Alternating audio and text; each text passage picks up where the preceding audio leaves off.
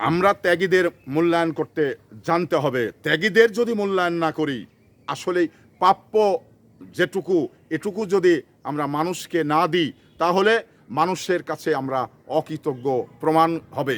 তো সেই মানে আলোকেই আমি কথাগুলো বলি, মানে যে যতটুকু মানে শ্রম দিয়েছে তার বেনিফিটটা অতটুকু থাকতে হবে।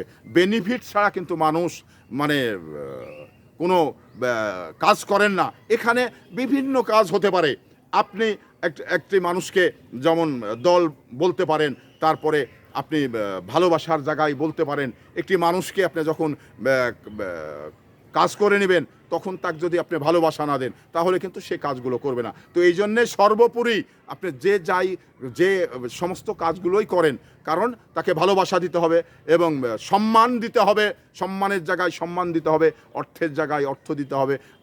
মোট কথা হলো যে আপনি একটু জেটটা মেনটেন করে ওই মানুষটাকে আপনাকে মানে সম্মানের সঙ্গে কাছে রাখতে হবে।